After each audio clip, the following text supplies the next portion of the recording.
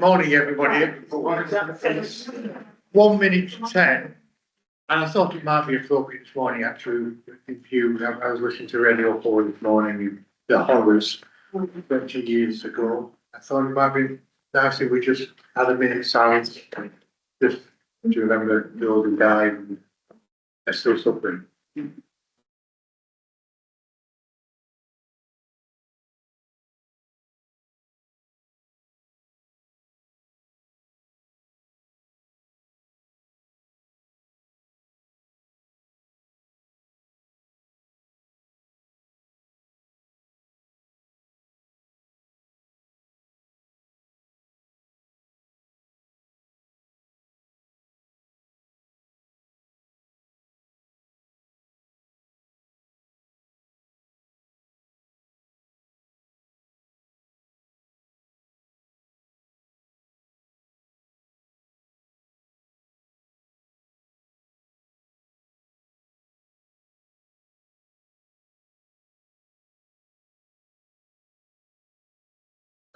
Okay, thank you. Welcome everybody to Strategy and Resources. To Elm, I don't know, it's the first time we've held it in Ilfracombe? No, it's not the first time, okay. We've held it before, but welcome to Ilfracombe, and thank you to the Town Clerk and everybody at Ilfracombe for hosting us. That is being it's rather warm in here. Hopefully there's not going to be an incident, but because we're not used to the place. First off, the Town Clerk just quickly tell us what to do if there is an emergency. Yeah, there's no planned fire. But if there is, follow fire exit and meet at the outside of the lantern. There's a courtyard there, so they will pick you all up. Thank you. Thank you. Can I remind everybody this is being recorded now as well, and to speak clearly. And those online, online, and see if you is online, you need to make sure everything's switched on, you shouldn't be on, so we don't get any background noises. Is there anything else I need to say? Yes, there is. Can I ask all councillors to stay behind after this for the formal briefing on LGR, one or two things, just to get some steer with Ken, if we can please stay behind afterwards. Anything else that I need to say? I don't think any business. Okay, we'll start the final meeting, please. Have we got apologies for absence? Yes, Chair, received apologies from councillors David Knight, Milton and Bell, and councillor Hunt is joining the meeting virtually, Chair. Yeah, and I've just realised my voice is the best for projecting, and I couldn't hear one or two people before, so we need to make sure we do project as much as we possibly can, I think, today, because I don't know if it's the acoustics in here, but it seems difficult to hear sometimes. If I'm not making myself loud, if someone just shout and say, speak up please, Clayton, or something like that. Can we approve the correct record of minutes of the meeting? Anybody got any comments on the meeting? Yes, please. Second, those minutes, thank you. Councillor, all those in favour of the minutes? Thank you very much. Item 3, there's nothing in the opinion of the chair should be considered a matter of urgency. I would like to say though, when we get to item 11, we've had a request from Councillor Wong to speak, and for item 12, we've got Councillor Joy who wants to speak as well. So I'm going to allow those councillors to speak on those two items, then they will leave the room and the vote will be taken. Can I ask if there's any declarations of interest? Item 4.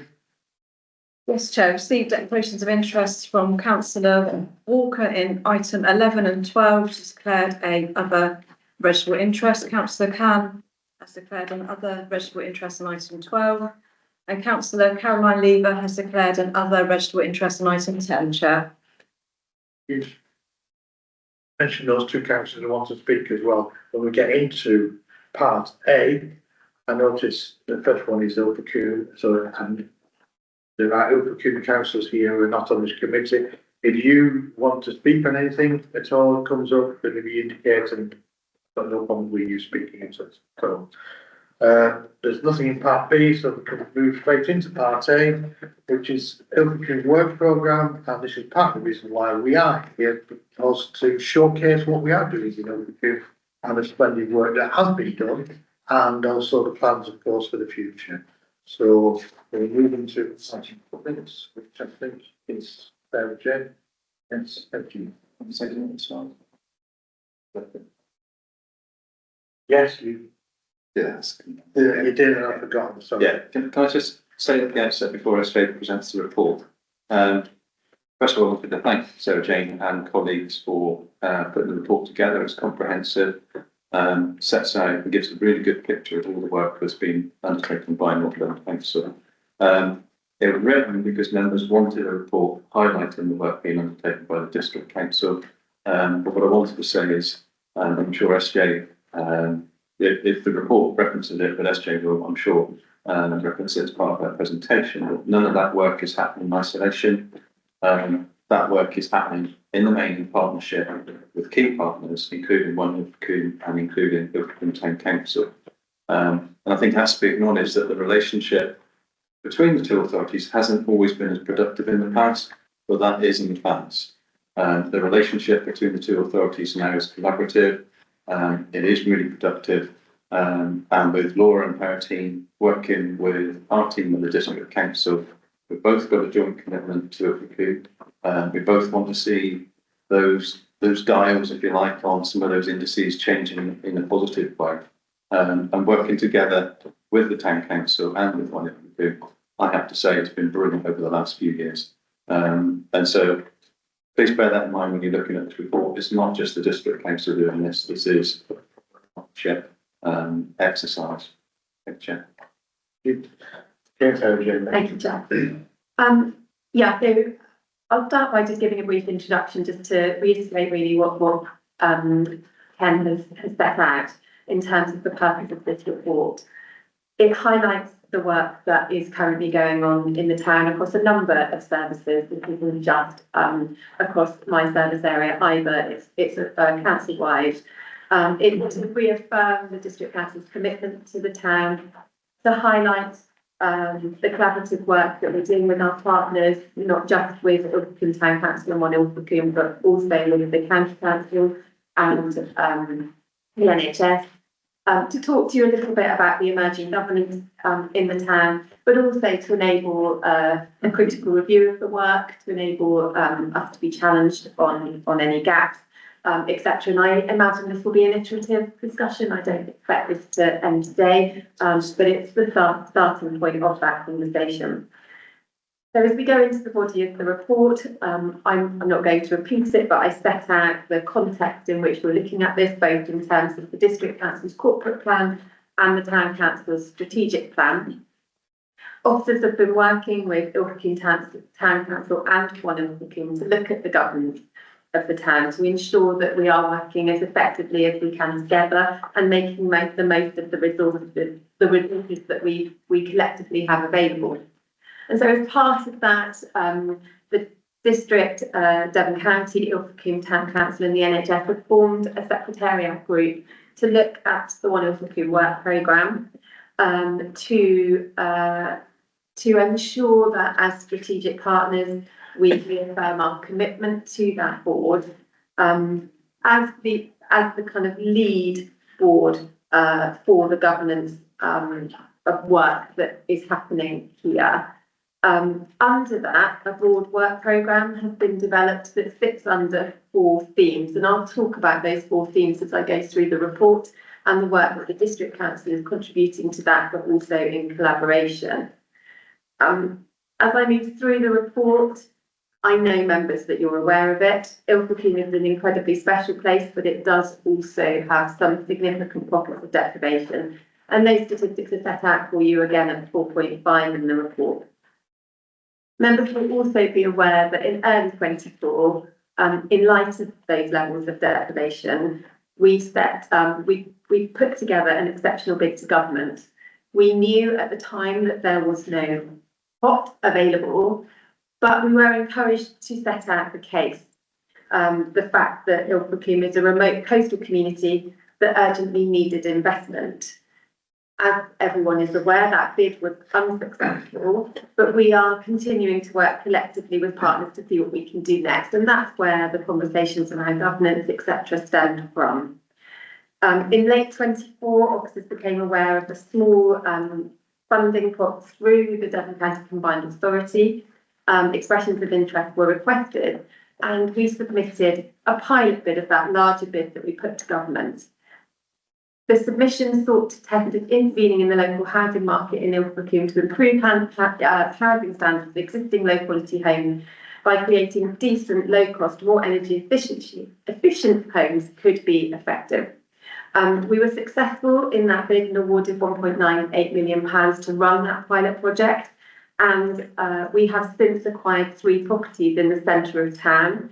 We've appointed an architect to work on plans to REBA Stage 3, looking at how best we convert these properties into energy efficient, sustainable homes for the future. There is more detail on that project set out in paragraph 4.7 of the report. But I think what's important to note here is the work that we are doing collectively to build the design of those new properties. So you will see in the report that we point out the work that we're doing with the Property Truth Commission, which is a commission that was led by the NHS, One Ilfracombe and the Town Council, to work with Property Truth Commission to help them, for them to help us inform what is needed to make those properties fit for purpose.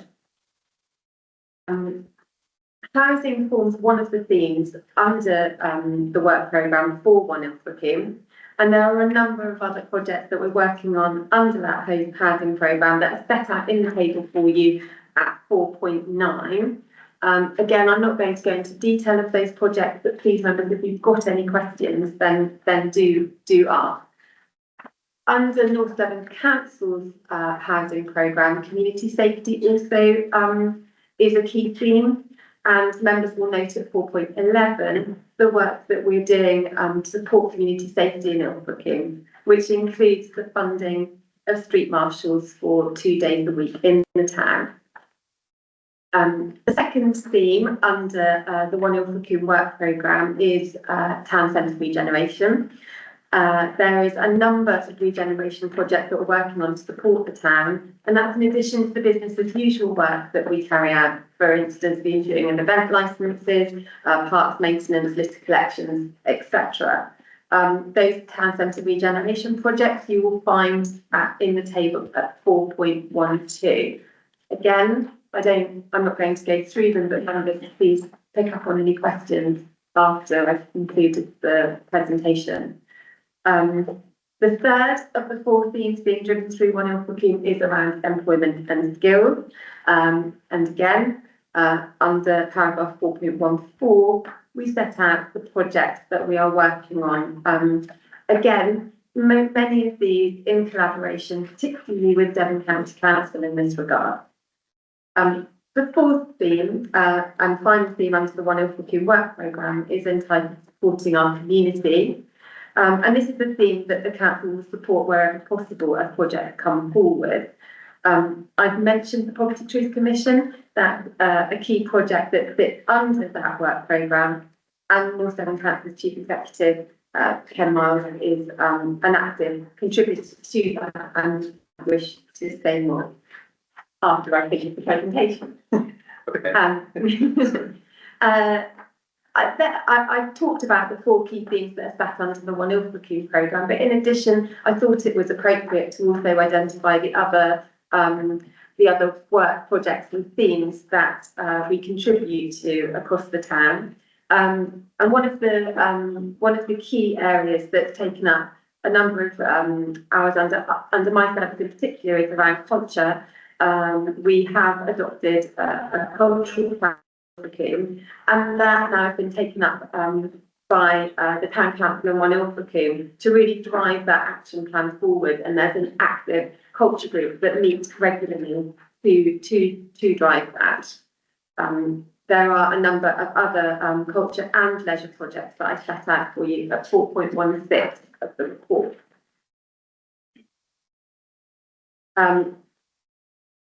As members are aware, North Devon Council owns the harbour in Ilfracombe.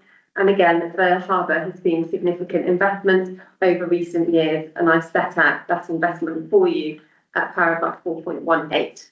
And then finally at 4.19, in addition to the harbour, there are a number of other assets that the council own, particularly engineering assets. And again, there's a programme of investment for those assets, which I set out for you at 4.19.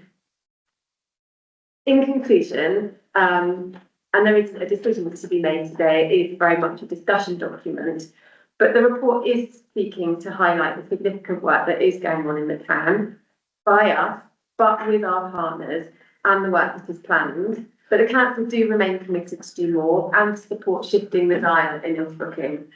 We believe that the One Ilfracombe board can provide the governance needed to ensure collaboration and renewed commitment to seize the many opportunities available in this town and to address the pockets of significant deprivation. It's only going to be possible in partnership, and so it's critical that alongside our public sector partners, we provide a framework for collaboration and engagement to ensure a joined up approach that seeks to implement the town's ambition. Thank you. Thank you, Sarah Jane. As Ken said, very thorough, very comprehensive, so thank you for that. And now we've got an item that actually tells them exactly what has been going on in Ilfracombe, the successes, and also paves the way for the future as well. So I think that is something that's been needed. I think it's good to have it. It's good that we've been presented with it in Ilfracombe itself. So, any questions, any comments? Yes, sir. Carl? Thank you, Chair. Well, I'd just like to say, very, very interesting report, very useful, and I'm sure most people will find it so. The one minor omission, and I think it's one that is worth perhaps the public knowing, is the fact that the work that we do at IRB with the planning, so that where sites have been stalled or stuck or problematic, we try and work with the planning office to see if there's a way through that sort of keeps all the boxes ticked, but also keeps a project rolling. I mean, and that's something that in the past has given us some quite useful results. But I mean, it hasn't delivered a black and white result. I can see why it's not in here yet, but I say it's probably worth mentioning for the purpose of the report. A couple of things I'd like to pick up on if we've got just so it gets minuted. Brookdale car park in there for resurfacing. I've said this in emails and that, but before anybody resurfaces it, can we re-profile it so the water goes down the drains? At the moment, the drains are higher than the rest of the car park. The stream hasn't sunk as the car park has. If you look at it, I know you're bringing these up for minutes purposes. Is there an officer who can address each one of them if we come? No, it doesn't matter, just as long as it's looked at. If it was surfaced and the drains were still stuck up in the air, then you would be irritated. If you're irritated, you might be right for your life. Yeah, okay. There we are. That's it, I mean, to be honest, there's a couple of things where I think like later. Sure. Yeah, fine. Councillor Wilkinson. Yeah, I'd like to reiterate. And the all sites, I think this is so important. Ilfracombe depends so heavily on tourism. And these are the things that the tourists see when they come in year after year after year. Sites that have been boarded up for too long. And well, I know that there's a meeting next week, they'll be talking about one such site. But these are important in the eyes of the tourist, and every bit as much as important as the housing and the need for regenerating the housing stock. So I'm delighted that was mentioned.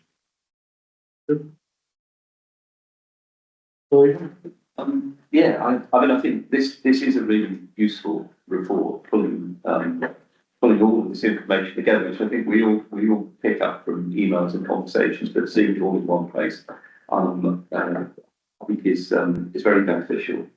I wanted to know, go back to Councillor Wilkinson's point about storm sites and places where things aren't happening. I noticed that for 4.12, in the table, there's some work going on around vacant units. I don't know if you could tell us a little bit more about that. I'm guessing that's shop units, is it? Yeah, so there's a number of strands of work going on. If it's okay, Chair, I might bring Hannah Harrington in on that to respond to that point, because it's a project that she's leading on. But just to give it some context, so, Councillor Crabbett, 4.13, I do mention Ilkley Generating Board, albeit I haven't put it within one of the tables, because you say some of the projects that come out of that sit then separately. I think, what's also, really important is that what that board does is look at all of the tools available to us. So we know about things like section 215 notices, etc., that we can serve where there is concerns related to visual amenity. And I think that that's something that the IRB have successfully sought those interventions in the past and can continue to do. We're also doing a piece of work with the Conservation Officer at the moment. And I think actually reviewing the conservation area appraisal is a piece of work that we should do to understand actually, you know, what is special about the conservation area and how to, because it's really important that we do protect the character and appearance of it, but equally we know that there are some sites within the conservation area that stall partly as a result of the designation, so we do need to work really closely with the conservation area officer in that regard, and that's a piece of work that we do see emerging. In terms of your particular question though, would it be okay to bring Hannah in to give you an update? Thank you, members. So as we mentioned, Town Centre Regeneration is one of the themes under one Ilkley. And so working with that group, we adopted a basic units action plan, which is something that we've done in Barnstable as well. And the first piece of work around it is around auditing. So we carried out an audit of the vacant retail units, particularly in the high street. That's where we particularly focused that first piece of work. And then we've kind of pulled together a database that identifies the landlords, whether they're on the market, the size of them, rental values, all those things. So we now have that baseline data available to us.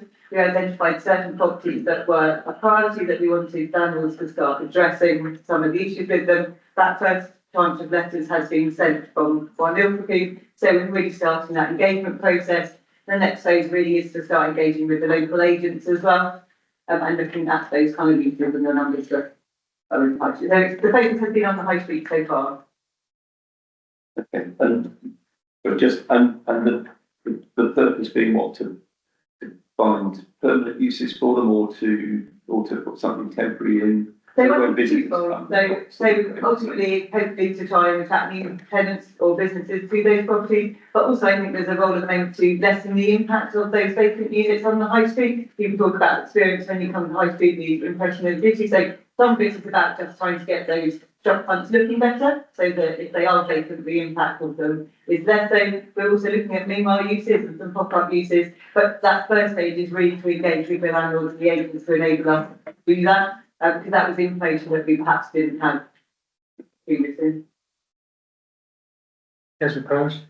Yeah, I don't disagree with Mark Wilkinson at all about tourism and the stalled site, because I think that is really important. I do, but I wanted to go back to the beginning of SJ's report, and that's about deprivation levels, which and the biggest impact in terms of deprivation is on the health of the community here. And that's why I think the intervention with the housing is something that we've got to still keep at the top of the agenda. Because until we turn around the living conditions of folk, we're not going to solve that. You can chuck all the money you like through the health service, but if people are living in those, some of the conditions that folk have been living in the town, you're never going to solve it. So I think being an exemplar as we're going to be, we can. There are some good people developing in Ilkley. I think we must be careful not to criticise everyone that owns property and does really good work. You know, what Guy Jones has done across the road here in Lloyds Bank is, a fantastic job. So it can be done, and I think that's the message we've got to get across. And I don't know whether we can do some wider publicity thing about this. I think that's one thing we can do, is to say to potential developers, come in and speak to us and see how we can help you with a sort of a package to help you through the planning process and everything else, so that you can produce quality, good housing for the long term. Which I just wanted to highlight that our intervention, I think, will hopefully encourage other, you know, good developers to put their money where their mouth is and put their confidence back in counter. No, I think they are, which I think is happening already. Okay, thank you. Councillor Ricky Knight, I'll come to the councillors who are not on the committee at the end, if you don't mind, and so I will come to you. Councillor Ricky Knight. Yes, I'm respectful of the fact that I'm not an Ilfracombe councillor, but I feel as though I am sometimes because this council and the NDC has such a strong focus on it that I feel it's very involved, and we all are, I'm sure. These are not meant to be mischievous questions, but they both allude to the same thing, traffic. Through the chair, through SJ or by Hannah. Basically, has any thought been given to if Oxford Weekly do it in London, to make rendering the high street traffic free, what would be the hindrances to that? And likewise, 419, the pier car park, we have discussed this, so that's another before, I think, but nonetheless, a lot of money is being invested into the pier car park, and overdue for sure. It's a focal point. My other point would be, personally, maybe or generally, what a shame it's a car park, you know, because getting there is a major part of the problem. Parking while is very plus today and for everybody, but you know, for Ilfracombe to be really attractive to tourism, and I would say to the empty units in the high street, it would be for us to really look at how we can stop so much traffic going through Ilfracombe. There you go. Easy to say, it's a possible cure, not possibly, but there was a question there, Chair. Yeah, It's related to that. Yeah. So, just to say that it's been looked at many times over the years, unfortunately. There was a discussion about re-signing the existing routes to make a temporary trial. We sent one of our officers to Tenby, which apparently had a success doing this. There's two things about that. One is just to alter the signage and get the permits to do that. It was going to cost £750,000. I kid you not. And Tenby, it turns out, although their scheme was successful, they had another route about 50 yards away from the one they were trying to shut, which made it incredibly easy. For whatever reason, you've got the A361 and the A39, which I think join at Church Street Roundabout. You'd have to make, in long term, you'd have to make some fairly lumpy changes to the road network, almost like turning Mullicock into like an Ilfracombe bypass. Then you've got to worry about, have you seen any quiet fountains these days? It's like, you know, I don't know, there's arguments with it. We looked at different schemes for the high street, just the report carried to Raw, looked at making it one way. There was you know about Jackson, something like the report, which was on about making the open streets, what do you call it, public streets, but then that's been banned. It was all going ahead, and then it's been, I say it's all been looked at seriously, and now it's been banned by the government, I think they are, and the Royal Institute of the Blind have objected to all those things. Yeah. So there's been a huge amount of work done on it, but it's not quite as simple, unfortunately, as doing that. And what's the pier, I'm with you all the way, but you have to speak to Mr. Triggs, and it's the council department on that one, won't you, unfortunately. It brings in about £750,000 a year, something like that. But you don't mind council tax going up by about 50 quid, you can cut it. Councillor Laskin? Thank you. I just,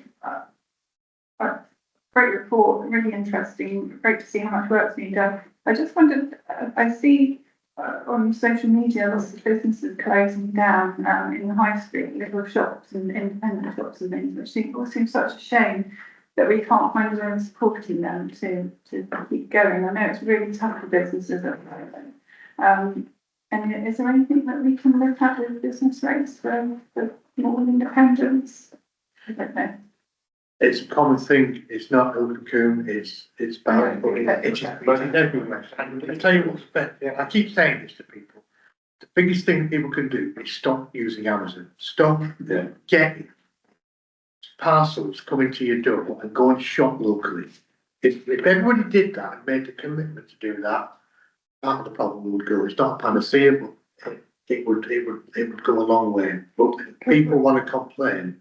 Can we as councillors then promote our own villages and towns, the businesses and try and, you know. Yeah, buy local, definitely, and Centralised this districts. district, I don't think we can. Irish shop local.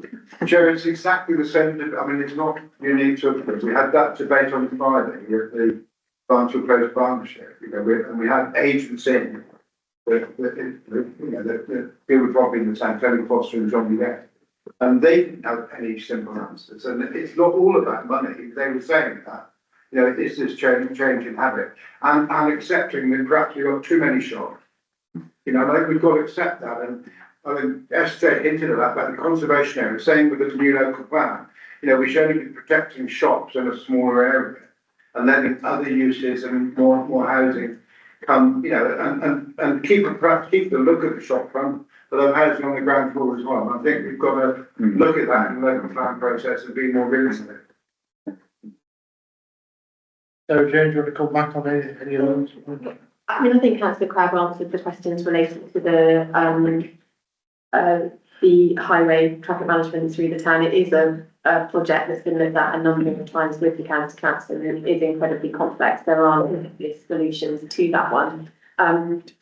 We have looked at the pier car park in the past. We can continue to do so. You know, that's what today is about. It's about understanding the projects we want to look at. So again, we can do that. In related to the high street, we did actually, as a result of the pandemic, run a Live Love Local campaign, social media campaign. And actually, from a promotion perspective, that's something that we could look to do a little bit more with, and members could get behind that. In you know, it is something that's sat there as a campaign that, as I say, has been run and we can continue to use. So we can do everything we work around. Okay. I'm gonna, Councillor Jim Williams, if she's got one now, if you want to speak, Jim, and then Councillor Wilson, and also, Claire? Laura, sorry, Laura, if you want to say a few words as well, feel free after this book. It's up to you, you don't have to, but if you wanted to say a few points, so ask any question. Councillor Jim Williams. Thank you very much. Well, thank you for giving me the opportunity. Obviously, I didn't expect it, so it's I feel quite honoured. I represent Ilfracombe Town Council as well as being Ilfracombe North Devon District. So obviously, I was aware of this report, but would like to thank Sarah Jane bringing this to Ilfracombe today. And I'd like to thank the officers for coming, because I know you've done it before, but it is lovely to see an actual meeting of NDDC taking place in Ilfracombe. And I'm sure if our residents knew a bit more about it, we would have a few more residents available to come. We have got one resident, dare I say, our dear Norman, who comes to all our Ilfracombe Town Council meetings, and for his purpose, because obviously he is very, very vocal when he comes to all our meetings. I'd like to ask Sarah Jane, and I know she's not going to tell me, but I will, for Norm's sake, when the last is going to go on to the ship down on the play area down there. I'm going to just pass you over to my colleague on your right. Right, lovely. Yeah. I didn't expect that. Well, Norman will be very pleased. The planning has been approved and it will be very, very soon. So yeah, you'll see the maths going up in the next couple of months. Right, let me know. Basically, we wanted to look like it. All right, Norman. That's where the problem is. Yeah. Norman, if you want to say something, you can do, give you a couple of minutes if you want to say something. Can I go back to this report? Is that Go on then, Jim. Right, Yes, can I ask on item 4.11, the community safety aspect? As I appreciate, we have the street marshals here for 2 days a week. I went out with the street marshals a few months ago and found there to be very active and very respected by our street people, dare I say. But obviously, 2 days a week is, in my view, not adequate. Now, I know we were talking about increasing that service. I appreciate it from looking at the report. This is committed until December of this year. And I'm just wondering if officers are looking into possibly increasing not only the presence, but increasing the duration of the contract. Could I have an update if possible, please? I can give you a bit of an answer on that. Councillor Williams, in that we've had the first initial meeting of the committee looking at next year's budget, and this is something that's got to be considered. It's not just Ilfracombe, it's other parts of the as well, and whether we can afford it. And you know, do come along to the next one and voice your concerns and your willing to see where that money is spent, because that's going to be a political decision. It's not one for officers to make. It's going to have to be a political decision where we prioritise that money. And if we do that, then we're going to have to say, well, where's the money going to come from and what's going to be cut, because it's going to be very tough next year. So we don't want to raise any hopes up until the budget comes out, but by all means come along and contribute to those budget discussions, because it is an important one. And I agree with you. They are very well regarded, the street marshals. Some people see them as fake police, but it's more than that. It gives people some kind of reassurance when they go in town, and I think that's a good thing. But it's not something we have to provide. It is one of those things we decide to, and you do have to. Whether you'll get more, I don't know, but I don't think an officer is in a position to give you that answer yet. So I hope that's okay. Right, thank you very much.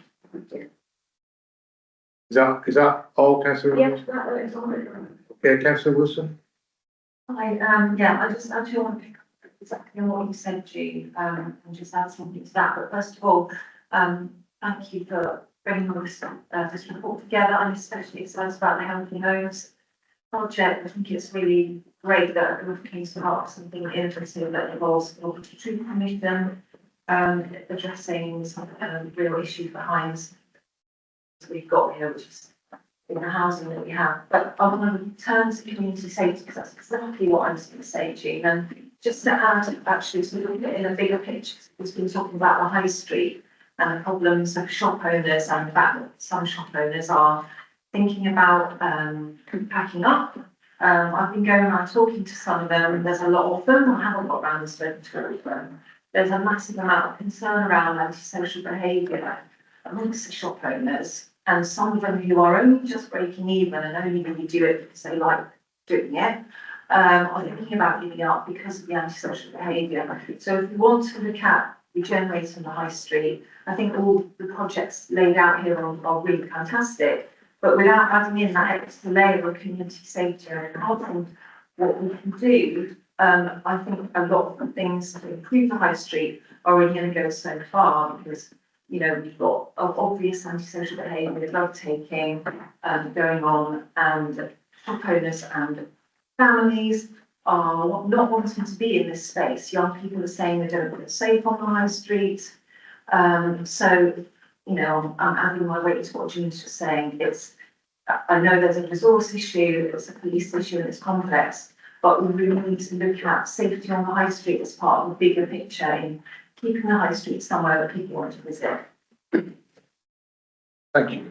I've been 10 in a minute, Councillor Wilson, it's an important point that, and can I mention that on Wednesday we have the parish forum, and Pete Lever and myself met with the new superintendent of police and invited her to come along to address that parish forum and take questions. So if you have got somebody for the who, you know, perhaps bring up those points and see what reaction you get from the police themselves as well. Yeah, I was going to say, Chair, I don't know if any of the colleagues want to come in about the antisocial behaviour point, but we would absolutely recognise the importance of the street marshals. The street marshals issue is always a difficult one, because when we sort of took on that function a few years ago after COVID, there was always recognition that if we weren't able to continue that funding in the future, it was going to be a really difficult decision for us to take. And so we will take whatever steps we can to try and protect that service and to try and get external funding to enable us to do that. It remains to be seen whether there's anything coming through from the Police and Crime Commissioner this year, and there's heard anything more recently, and I think no. But that's what the type of steps we will try to do or take to try and protect it. in my view, there's quite a few quite a few aspects to the antisocial behaviour. Yeah, you've got issues around drug taking, and you've got issues around, for want of a word, kids causing trouble. And those issues have come up at the Property Truth Commission a number of times. And the Property Truth Commission, their view is that, there should be some sort of central hub where public services exist, and that public services shouldn't be withdrawn from Ilford in the way they have been over the past few years. And I think there's real strength in that argument. Ilford does need those public services cited within Ilford, things like drug and alcohol service, etc. And it's really pleasing to see those public services coming together as part of the Property Truth Commission and everyone sort of buying into that concept. We've all got budget restrictions, so we have to see how we're going to manage that alongside those budget restrictions. Some of the other antisocial behaviour, I think, is caused by those deep-rooted street drinkers, and you often see stuff on social media around that. In my view, housing is the answer to that. Because those people are in it. I know I'm generalising, but a lot of those people are in Ilford because certain landlords adopt a business model of attracting those people to the area. And somehow we need to break that, or make sure that there's proper support provided within the town for those people, because if they can't access their accommodation because they wish to drink, and they're therefore pushed onto the streets in order to drink, that's wrong. But we do need to do something to try and break that business model, if you like. And that's one of the purposes of the Ilford Healthy Homes, is to remove some of that accommodation from the town, because there's an oversupply of it, being blunt about it. So it is something that we are very much aware of. And when I did go to the introduction, where SJ spoke, said about that collaboration with the town council and money for that's the strength of what we're doing. But we also recognise that this isn't going to happen in a year or whatever. This is a long-term objective to try and address some of these deep-seated issues in Ilford. And going back to what SJ said, it's a fabulous community in Ilford.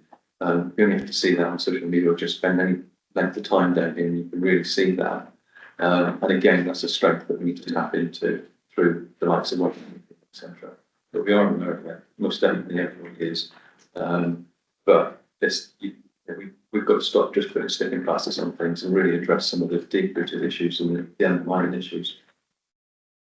Thanks, Carl.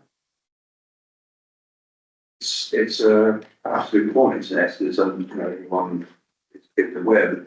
Right, I'll give you an anecdote, but I'll also give you some observational data, and it's purely observational data. It's the fact that you and I and a number of other people had a discussion 12 months ago about trying to reduce the amount of people movement, should we say, where we get people brought into Ilford by outside agencies, outside councils, this, that and the other.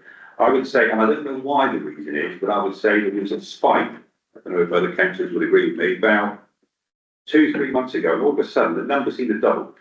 It was a problem, and it suddenly went to a nightmare. And I don't know what the reason for that is. It's a new paper, don't know what, I don't know. But the second thing is, and this is a story, but there's a pension fund that owns 2 houses in an area of Ilford. There's a problem with those houses in the fact that they're collapsing. So it turns out that these places, it's owned by a pension fund who own 1,000 houses in Birmingham, 500 houses in Gateshead. There is literally no limit to their cash reserves. They can spend at will. They found these 2 properties in Ilford, bought them on spec.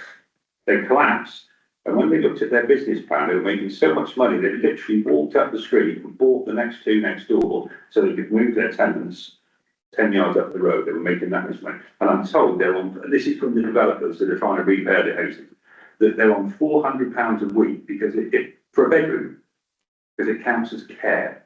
And I think I call it porridge care. They get a bowl of porridge in the morning, and that's classed as care.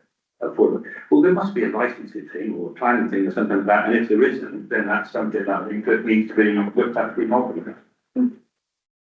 There's a lot of points there, and I don't know how much of it is anecdotal to say. And the houses, I'm talking to. But it might be useful if we could have It's, some response. It's supported living, I think you're talking about, isn't it? Yeah. So, yeah, there is a consultation actually that's just finished about that. And they are looking at bringing in new regulations about licensing properties. Yeah. Not only, the property itself, but also the needs of the clients as well. So whilst there isn't anything at the moment, that is on its way, yeah.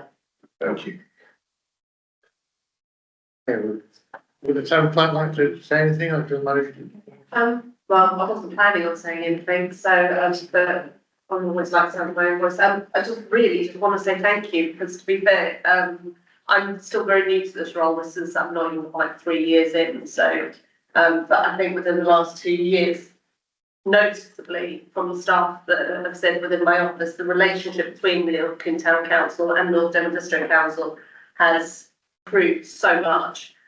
And that collaborative working is the only way we're ever going to get anything done, because we kind of, as a town council, we want to change absolutely everything, and there's an awful lot that is not necessarily within our powers to do so. So I just want to say thank you to all the officers, because they've all been amazing. And yeah, and to keep that, hopefully try and keep that relationship going.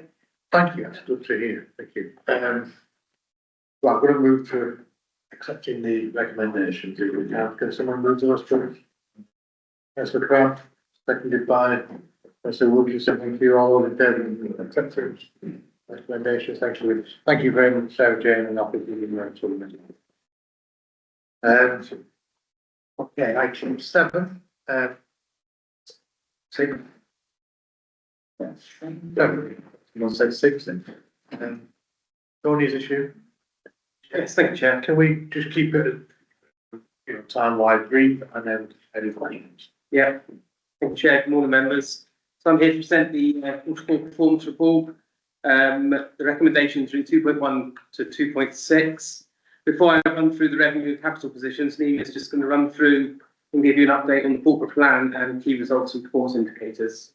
Thank you, Tony. Morning, everyone. I will make this as brief as possible because you have got it all in front of you, but there was a request that we do run through the highlights of those programmes, some of those key elements that have been delivered or are coming to an end. So just under those, and the full details of all of the programmes are in Appendix F, and if you've got any questions at any time, that's fine. So looking at the Housing and Community Safety Programme, members adopted the housing strategy back in May, and that's now been published. This document is now fully supporting other items that are coming through. So we've got item 13 later on in today's agenda, which is again supported by that strategy. Also in May, members concluded that they wish to become a local authority registered provider of social housing. That's the first time that we're going to hold social housing stock for 25 years. And I think that's been really well received publicly, and we've had really good feedback in relation to that. I won't talk about Oxford Road because SJ has covered that in her report earlier. We continue to work on CLT programmes, with 5 of those being brought forward. The Local Authority Housing Fund, round 3, we've purchased 2 properties in Slade and Ilfracombe for TA. Our last parish forum, we had a community engagement session focusing on emergency planning, making sure that our communities have established plans in the events of any incidents, and picking up on the points around the condition of stock. The Renters' Rights Bill comes into effect in the summer of 2025. This is going to have quite a lot of impact on our team and the responsibility we're going to need to take that forward.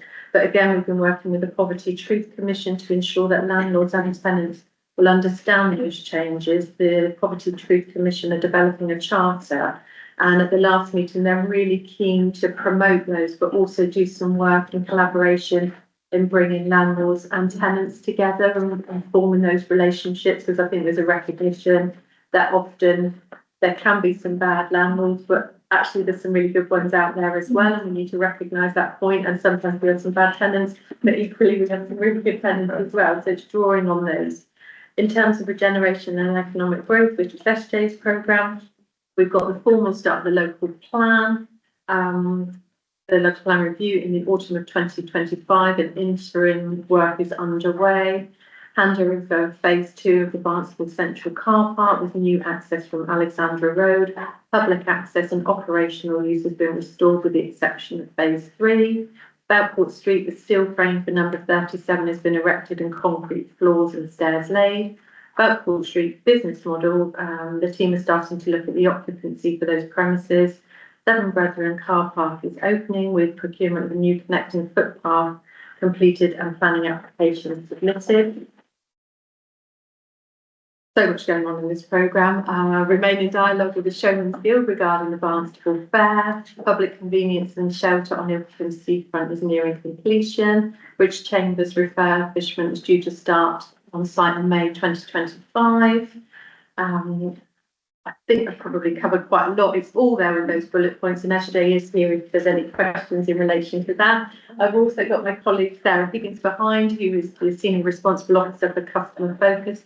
I think it's should be noted that the hub in Green Lanes is now open and live. Such super feedback from customers coming through that door saying how positive it is, and also approaches from other partners saying that they'd like to have a presence in that building. I think Sarah once said if we build it, they will come, and they are.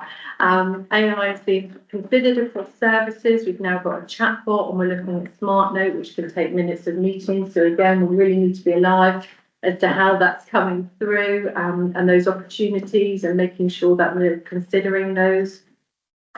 Data's being migrated over to the new intranet, which I believe members will then be able to have access to. Yeah, by the end of this month, we'll be live with the internet. We'll go live the internet, get some councillors, we'll have access for iPads. That's been recorded, hasn't it? Yeah, and then don't worry, check on Friday, so you'll be right then. Thank you, Sarah. Licensing software for the taxi module has gone live, so that's pushing everything onto the system. First teams implemented the community engagement software, and we use that for the housing strategy, and that's been now used in anger. I think we've got the air quality strategy out there at the moment, and we're implementing the changes of the ombudsman complaints reporting, which means that officers need to respond to those more quickly. Environmental enhancement, which is Mark Pentel's programme, we've installed Baylor, and that's now gone live, which is pushing our recycling through at a much faster pace. We've been awarded 748,000 towards decarbonisation of the Landmark Theatre and Israeli by removing traditional gas and oil boilers and replacing them with air source heat pumps. Solar PV has been installed on Ilfracombe Pool. Appointed a consultant to prepare solar PV specification for the crematorium. And as I just said, the air quality strategy is out for consultation. And finally, on organisational development, we've baselined our position against prevention of sexual harassment under the Employment Rights Bill. The 360 survey has gone out to all staff, and they're able to comment on the behaviours and deliverables of our senior management team. And we've engaged in National Apprenticeship Week, and we continue to look at apprentice options whenever we have new business cases coming forward. So I think that's a whistle-stop tour again, not just of Ilfracombe projects, which Ashley's covered in detail, but this is for the whole of the district and the activity that's coming through, supporting the delivery of the corporate plan. Excellent, Paul, over pertinent points, and we'll find out now who's read the rest of the document. Councillor The questions really. Number one is just for my clarity. Local authority housing scheme, that's Afghan resettlement, is it? It's if that's okay, Chair. So it's a combination of the two. So we entered into round one, where some of the properties we purchased were for TA, but we do have to offer those up for the Arab scheme, beg pardon. We didn't enter into round two because the restrictions were quite tight and they weren't really giving us the flexibility. And with round three, we pushed through for 4 properties. 2 of those are TA, and those are the ones we bought in Slade and Ilfracombe, and 2 more are through there. It's changed now. I think it's the ACS scheme, but I would need to check my acronyms on that, so forgive me for not being totally on the ball. And they are for Afghans. But if they're not allocated, which there is some problems in terms of getting that flow through, after so many days, we can then use those for TA as well. And if I may, when the demand from that sector has reduced, then they will go over to TA. It hasn't been stopped, hasn't it? Yeah. The whole program is stopped by government. The Arab have, but I think there is still the AFC, and this is where I need to check my acronyms. What is it? ACRS, thank you. So that continues, but the Arab scheme is a risk to us in terms of in 18 months' time, we will have a vast amount of families who will then have right to public recourse, as they should, absolutely, but that they will then probably come onto our housing register. So again, that will increase our demand for social housing, which hopefully will then be supported in the report later on the agenda. Thank you, Chair. Thank you. Yes, I'm sorry, in appendix A, car park income is not in brackets, it's an income, would it not be in brackets? And if you deal with it, that we're talking, shouldn't that be? Shouldn't some money around? Oh, to be fair, if I'm right, it could be 126 grand in it for you. Shouldn't 63 grand be in brackets as well? Thought you'd be pedantic. No, it's 126 grand difference, isn't it, if it's a benefit or a cost? So the car park income was down by 200,000 at quarter 3, and then the outturn position was 263,000 down. So the position was Okay, these are the position worse than down. Yes, yeah. With the, okay, right. Yeah. So, it said car park is paid this way income, just as well as that. So the second, in appendix B, the collection fund reserve, whatever that is, has gone down by £1 million. I don't know, there's no reason for that, because there isn't. We're in trouble in about 18 months' time. So, yeah, so the collecting fund reserve holds money due to timing differences, so we accounted for that money to be released during that period. So in terms of the business rates reserve now, it includes a balance of 138,000, which is going to be used over 25, 26 and 26, 27 to mitigate the difference in the timing of the business rate awards. That from an accounting perspective will impact over the next 2 financial years. But this will leave the fund with a residue balance of 639,000 against future volatility. you're happy, is the word I'm looking for. There we go,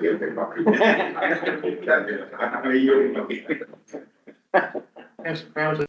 Chair, it's really about performance, because this is about performance, and I just want to mention a bit about the planning process, because as local members, if it's not working, we're the ones that get our event on a daily basis. And I just want to say, we actually did mention it last week at planning committee about the new enforcement team and how well they're doing. You know, and that message is getting out there and actually stopping people taking the mick and going on doing things without going through the right process. And the same with registrations and the performance of development control. I think it's worth, I just want to put it on record today that, and say thanks to Tracy Blackman and the team. They've really turned things around. And you're noticing it when, you know, as a local woman. I just think that's worth adding. As we're talking about the performance. Thank you, Councillor Crowes. Councillor Petrinos. Yeah, I'll read that new section 4 that pulls out the bullet points of the appendix later on, where it goes into detail.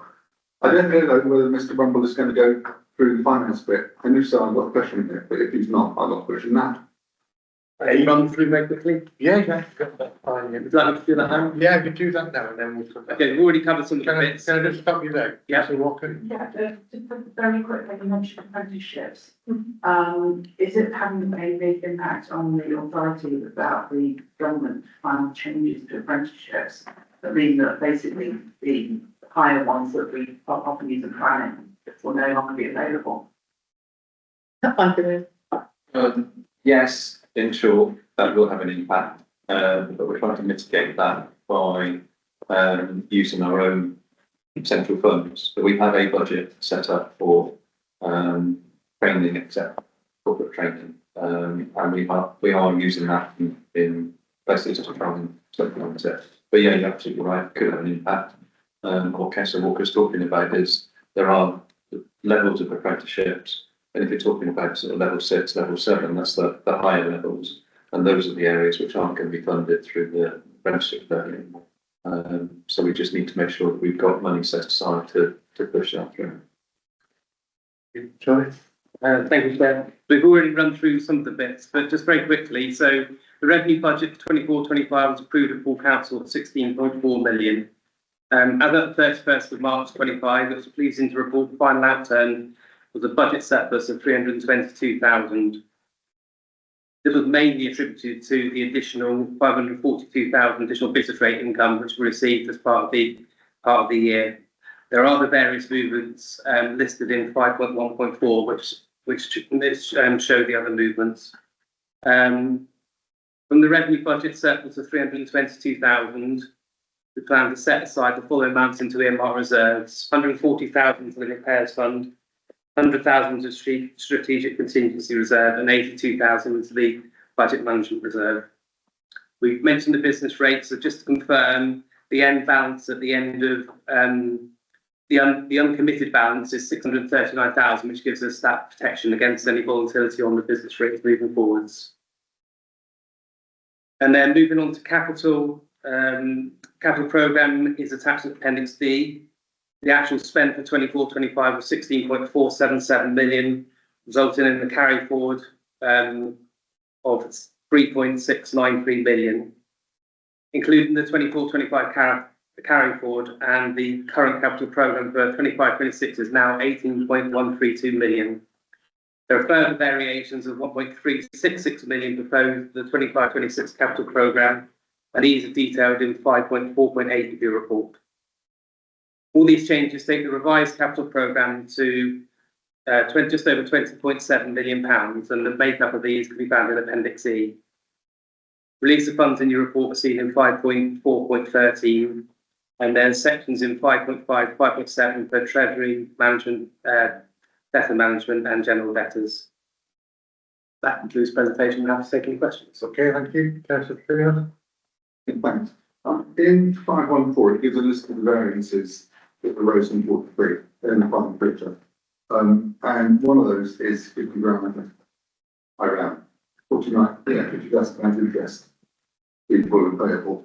And on the next page, in 519, it talks about 194 underspent interest payable and 48 better on receivable, which is about 200. I mean, it's kind of already before.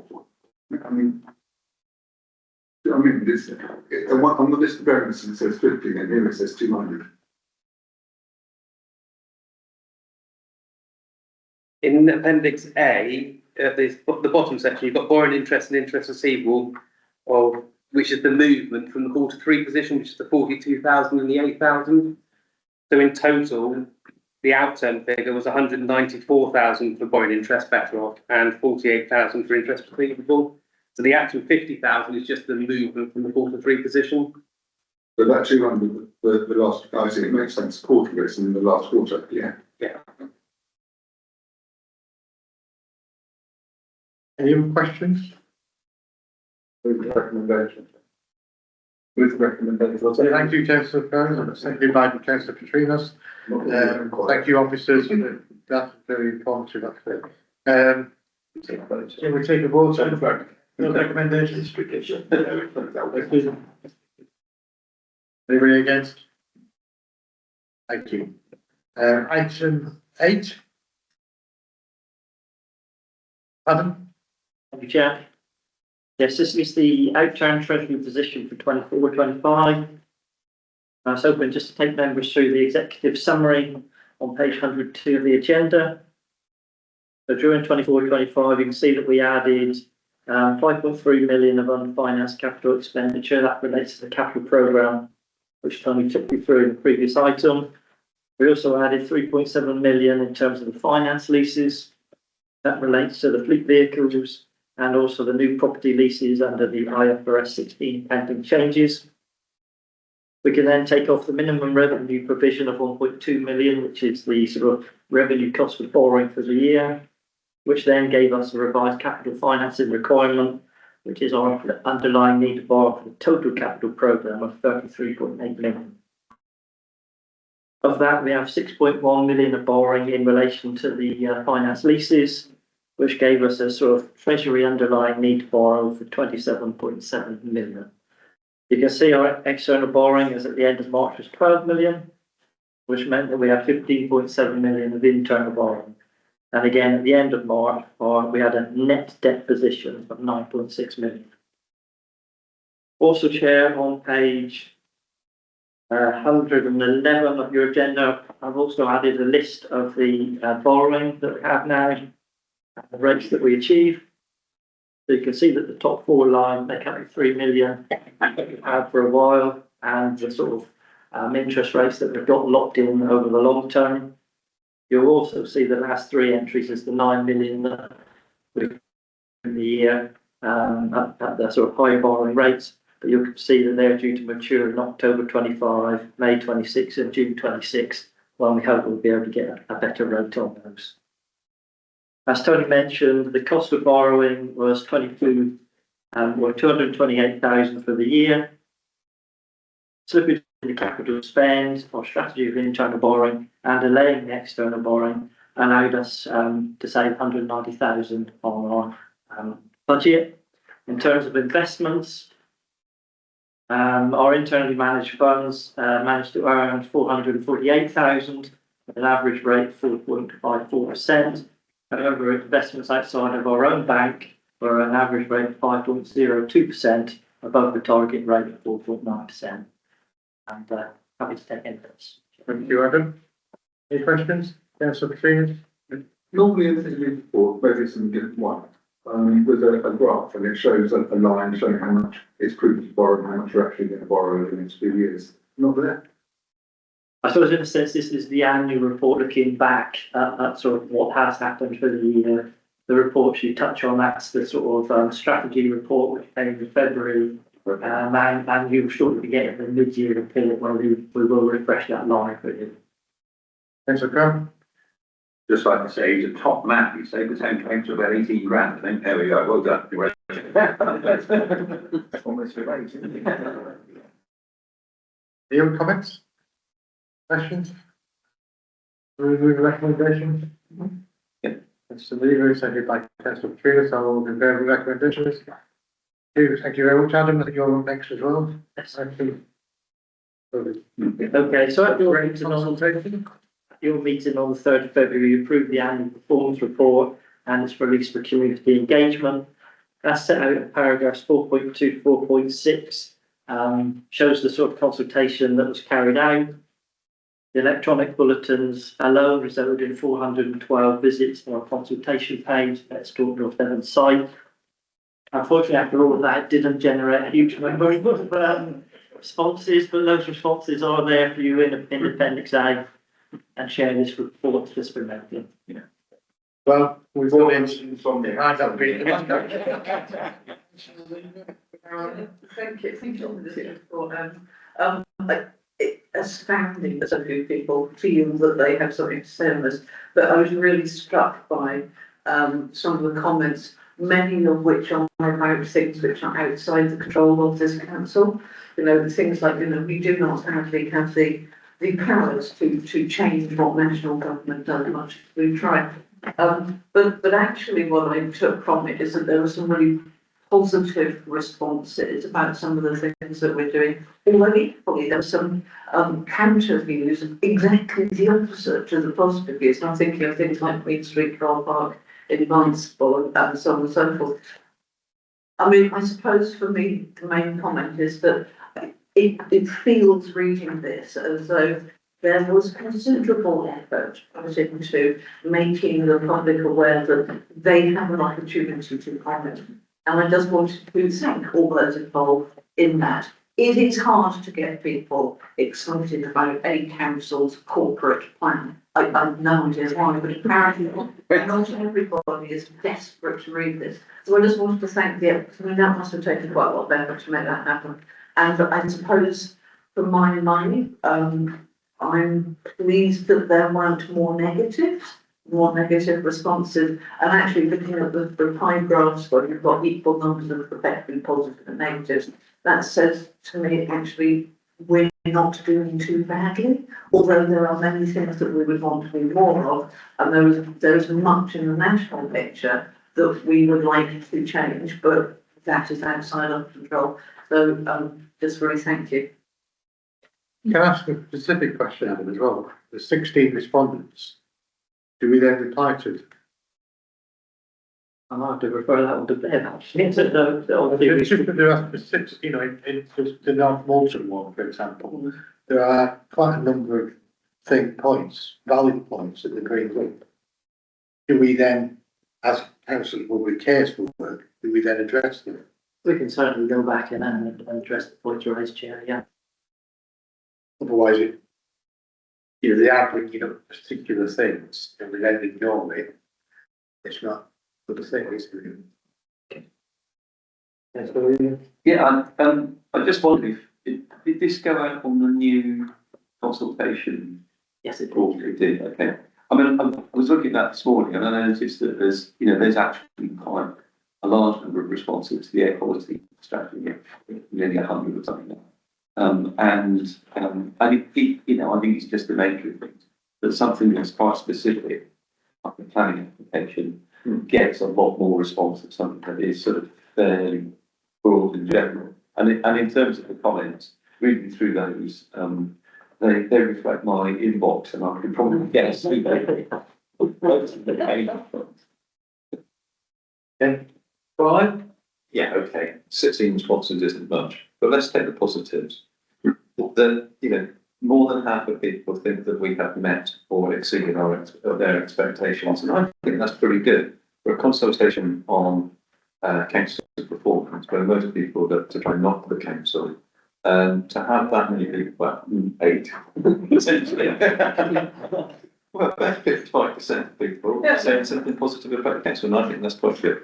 And I think we can take steps in future years and try and, publicise it in advance, because this was the first time we've done this type of consultation. So in future years, if it becomes part of the fixture of our processes, then we might get more responses.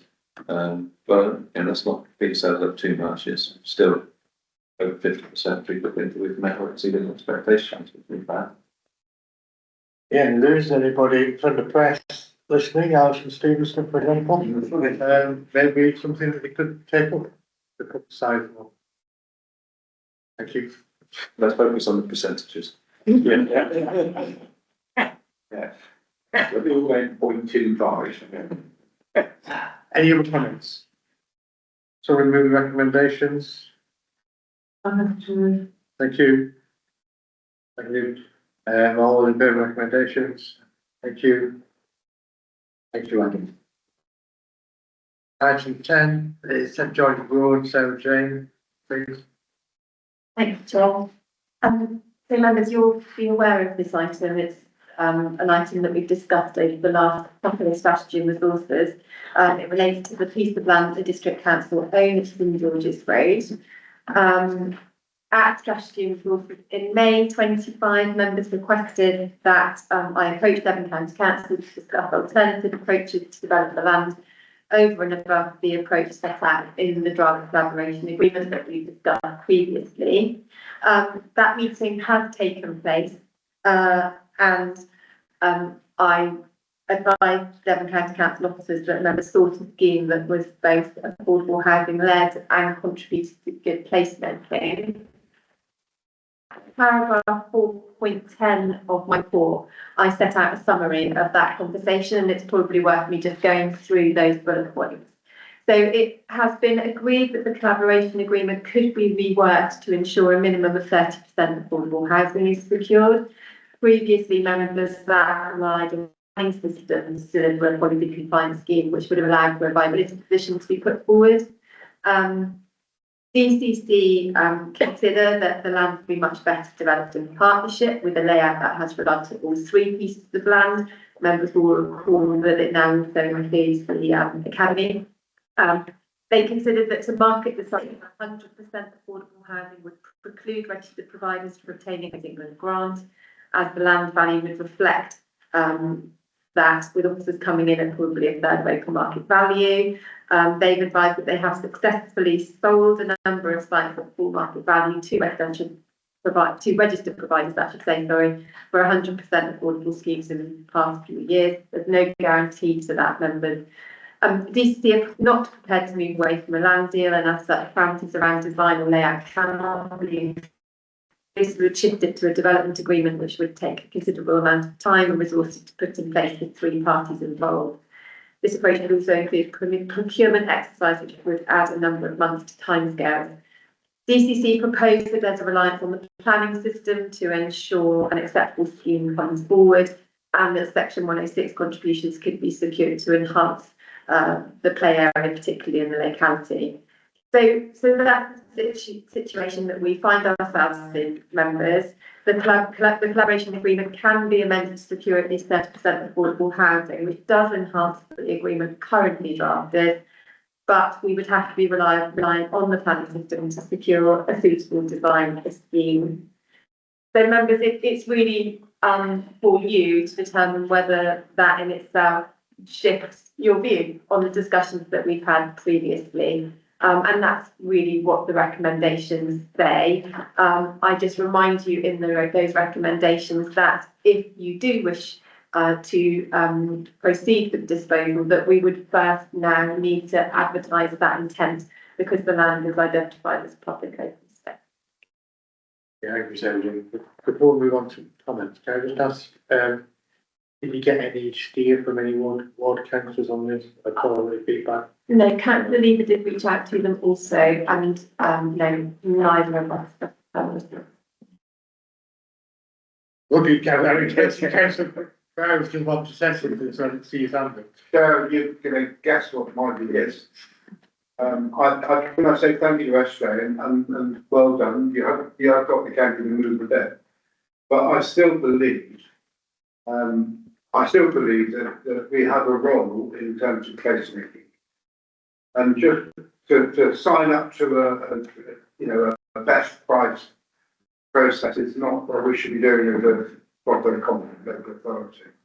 So reluctantly, I don't think we should proceed with this, but I reiterate what I said before. I think we should be in the market. But if we still can't persuade county members to change their mind on this, then I think we should be in the market to actually, because I think, in other cases, Chair, the county have not got huge amounts of money for land that they're selling.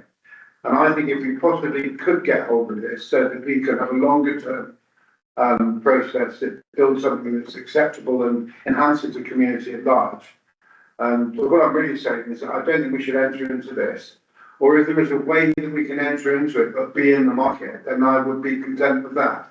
But I don't think we should sign up for the top price in a community that has some issues that we could help address with a balanced scheme that is majority of housing, but other community support facilities at the same time. Yeah, so that's my view. Yeah, thank you. I believe I've changed my view. Any other comments? Councillor Weaver? Yeah, I think when we discussed this first, the provision of affordable housing, I think was an important part of what we wanted to get from the sale of our land in this package. But I agree with Councillor Pratt, it wasn't everything that we needed. And there is a real opportunity in the heart of what's quite a sort of deprived area of Barnstaple to do some proper place making. And we're very much at the whims of the market on that. And there are developments coming forward in North Devon that do a really good job of place making. And there are others where you can see there's an opportunity lost, and it would be a shame for us not to have not to have more opportunity to influence how this scheme develops. Councillor Pratt? Brings it to most of what Margaret was saying. The only thing is what happens eventually. We have the occasional sort of ban for them. But what happens what would happen then if they go, look, we've sort of got an awful, I'm not saying it's a bad thing, but I mean, we would have an awful piece of land. Could you do something with that? Or no, in terms of place making, obviously not affordable housing, but I don't know. I'm just thinking what the consequences are if they rip up their toys or whatever. At the moment, this bit of land, this bit of land is used recreationally. Yeah, a lot of people in that community walk dog walking. So, it's not a disaster. No, not the end of the world.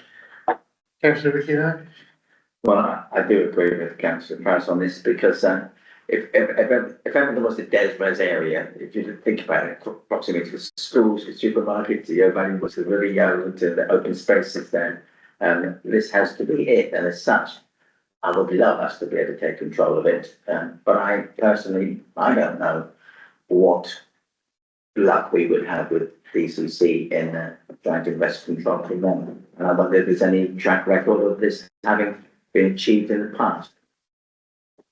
Sarah Jane, come back in a minute. Can I just ask, the way it's going, it seems like councillor agreement with councillor Prowse, and therefore we will not be accepting these recommendations. Does that mean then that we need to put in a different recommendation? And have we got to change in words that councillor Prowse, I don't know whether you want to think about it quickly, but I'll let Sarah Jane just come back. Do you want to come back on? I guess the only thing that might be worth just some clarification is I did ask whether a conversation could be had about us acquiring the land outside of the market process, but that was not something that was willing to be discussed. I don't think there's anything else to say. I mean, the recommendation will be not to proceed, won't it? Yeah, just wondering if there's really something else. If we're not proceeding, what do we do then? I guess, following through on what Councillor Price is saying, I guess members would be asking officers to explore the possibilities of acquiring, I suppose. Or we could just leave that, but we can do that anyway. Right, yeah. But I think Let's bring it back to the. by formally saying that we'd be interested in getting hold of all of it, explains why we're not doing it. Yeah, As yeah, opposed yeah. to, and I think it is important we minute that we want to do a proper place making scheme rather than just a housing product. So I think that's a reasonable position to take. I mean, I don't know whether at some stage, if this bit is not going to stay open space, we do need to advertise it by the development process anyway. So, but I mean, I think that would be said contradictory if we went ahead and advertised it now. It's too early. Because when it's advertised, I think people in the community would be saying, well, what are you going to do with this? And I think they'd feel let down by us to advertise it to be sold just for housing and, and I understand why they might. But so I think we should minute today, Chair, that we're interested still in negotiating with the county council and the speak through, in a partnership scheme or to sell it.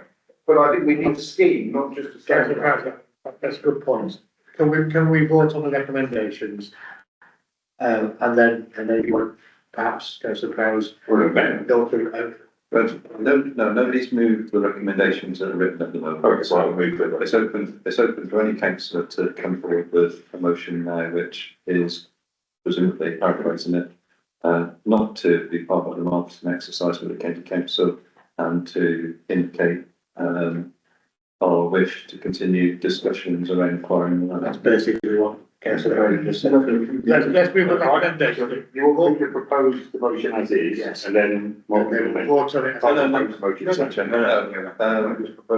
There is no motion on the table. There was a recommendation from officers. So all that needs to happen is council propose that, if that's in essence what people want to do. Yeah. I'll second councillor Brown's motion. Good, well, there it is. Are we all understanding what we're voting on? Yes. Or do we want councillor Prowse to repeat it? We okay with it? Yeah. Right, all those in favour of what councillor Prowse's motion is, thank you. Anybody against? Any abstentions? Yeah. Right, thank you. Thank you, councillors. Thank you, Sarah Jane. Right, item 11, Ellsland Road.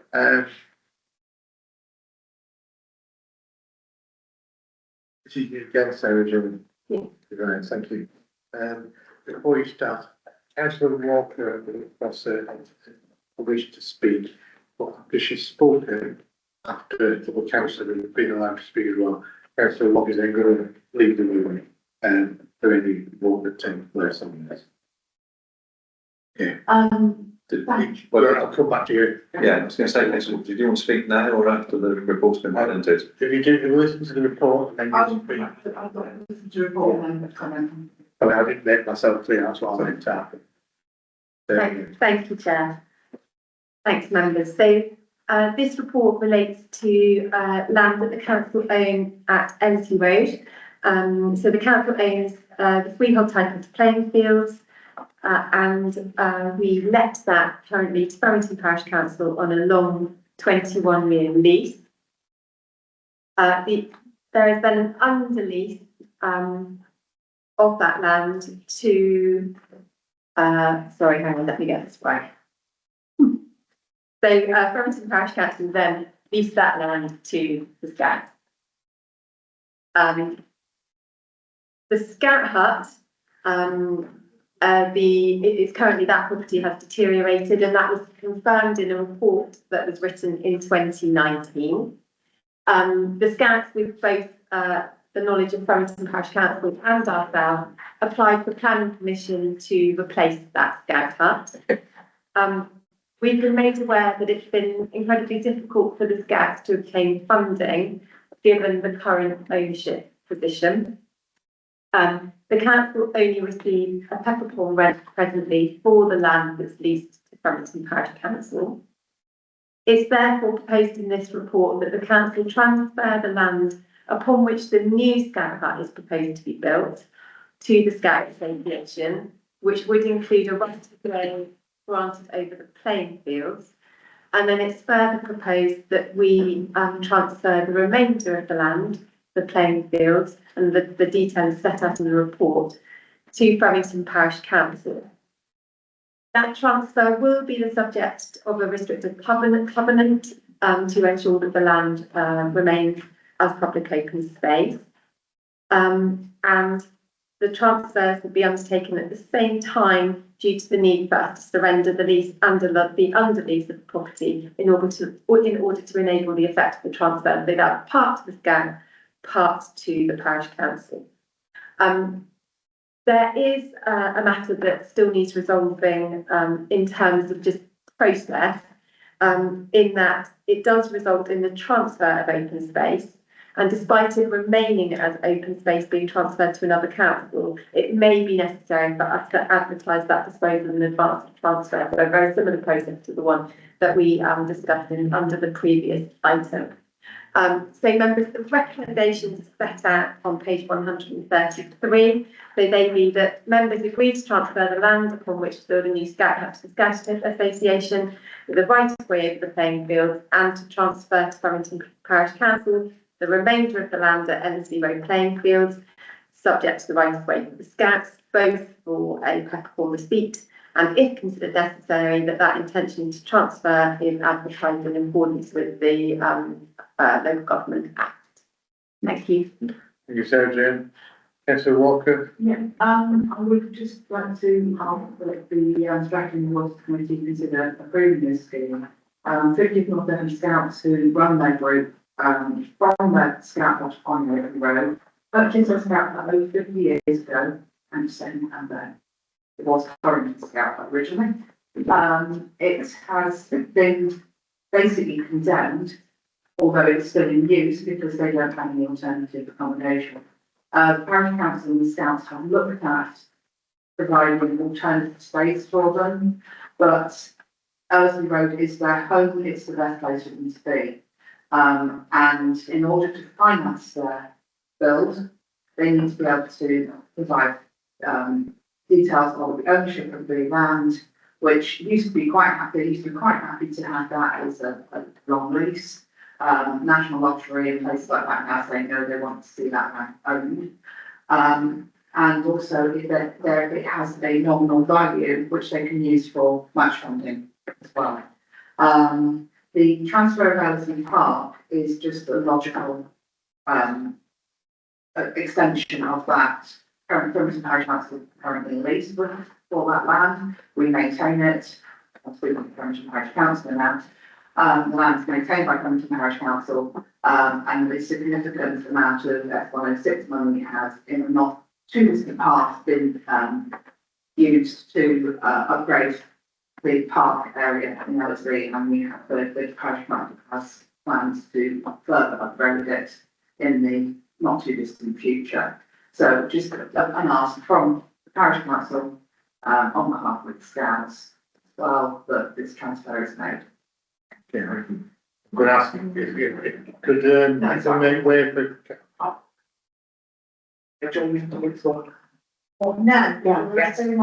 Councillor Walker's leaving the room. There's a rumour going round actually. The only reason why we are in Ilfracombe. Chair, if I to leave. No, not yet. Oh, no. Well, go anyway then. We'll call you back. Well, yes, I know you do. We'll call you back. Yeah, but while they're going out, there has been a rumour going around. The only reason why we're in June is because it will give Chancellor Crabbe an opportunity to arrive on time. And I want to caution, it's not true at all. But good to see you. Can we have the door shut as well, because, still following, Caroline Weaver, did you want to say something? Councillor, they made the same point. Thank you, councillor, question. I mean, talking about the report and, actually knowing the Ellesmere point quite well, and having worked with the group in the past as well. I mean, they are a really active group. They are a core group in that area. And Farringdon Parish do already, as Councillor Walker said, look after that part pretty well.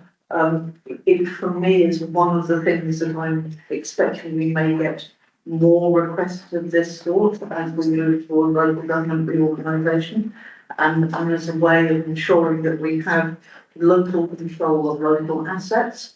The approach I feel is appropriate and sensible, so I'd like to move the recommendation as set out in the report.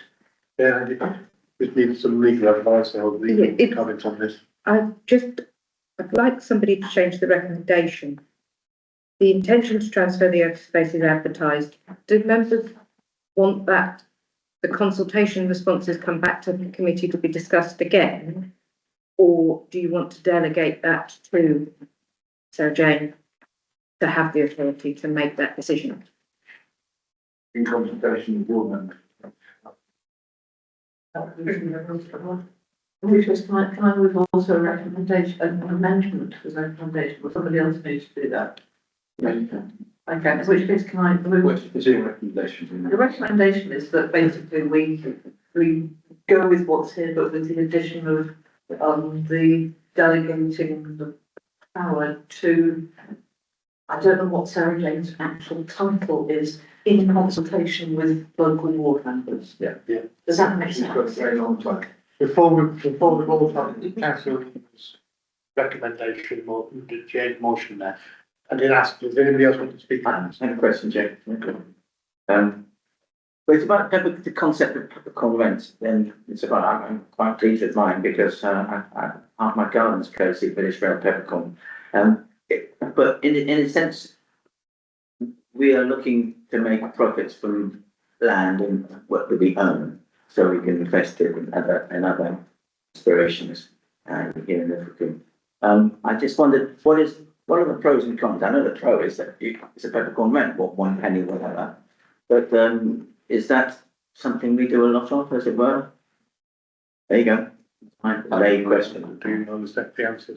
How common is this? I don't have enough information to be able to respond to that yet. Peppercorn rent, is it a penny? Oh, the Yeah. peppercorn rent is £10. Not in particular installment. Mr. Peter, Yeah, I'm gonna, just to answer Councillor Knight's point, I think, you know, as a council, we need to make prudent use of our assets. But when it comes down to the end of the day, we're here for the benefit of people who live in North Devon. And in this case, the benefit of people who live in Bremerton and the surrounds of Eversley Park. And I think, you know, we're not transferring this to someone else who's going to make a profit from it. It's for community benefit. And I think in this case, peppercorn rent is entirely appropriate. Yeah, focus there. Thank you. Yeah. Right.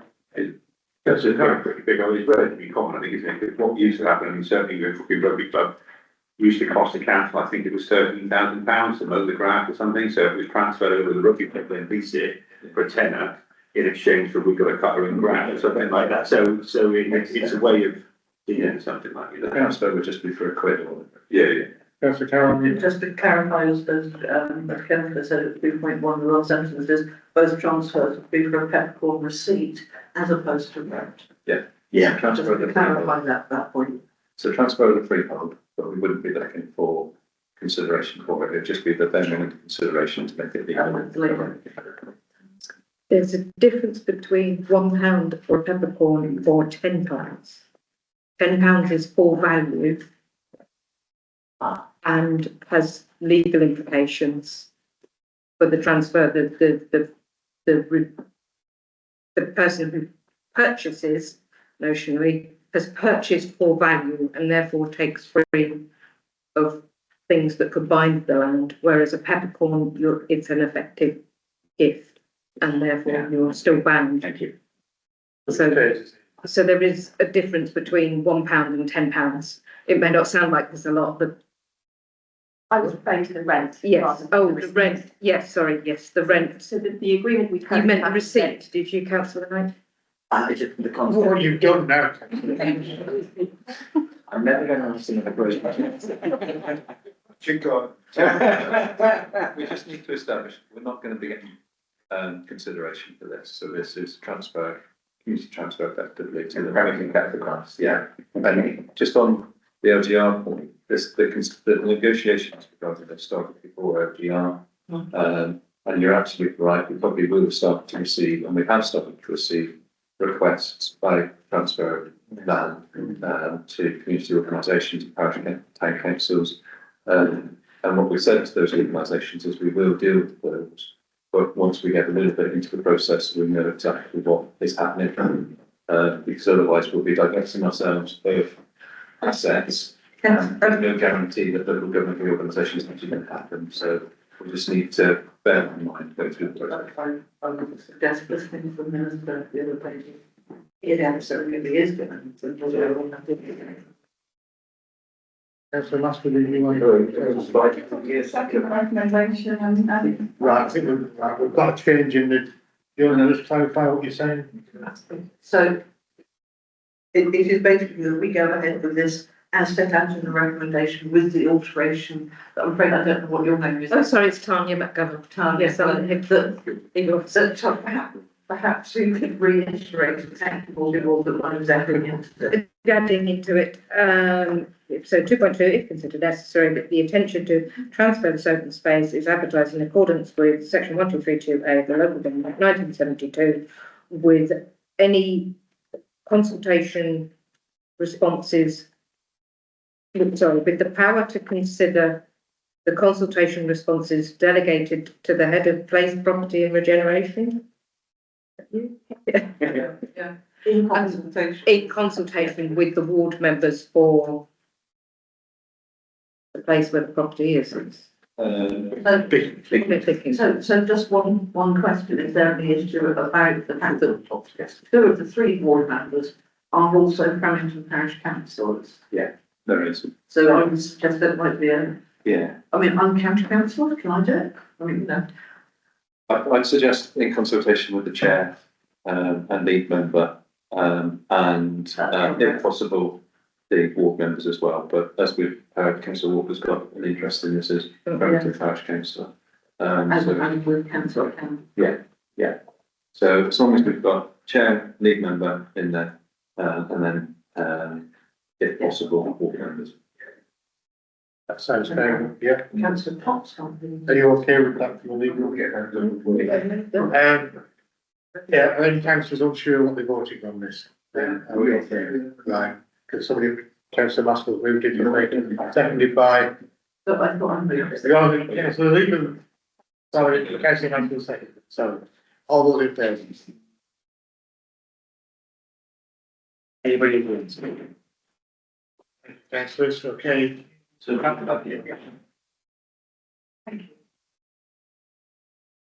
Thank you for that wonderful bill. Yes, thanks. Fine. Back. We'll try and put it again.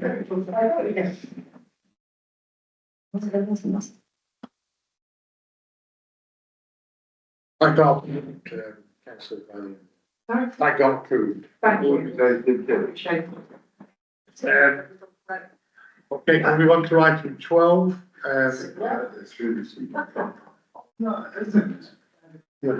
Yeah. Oh, I can't do it. Yeah. I believe Richard said. No, unfortunately, Richard and Mark aren't here, so like before I said, I'd present this one.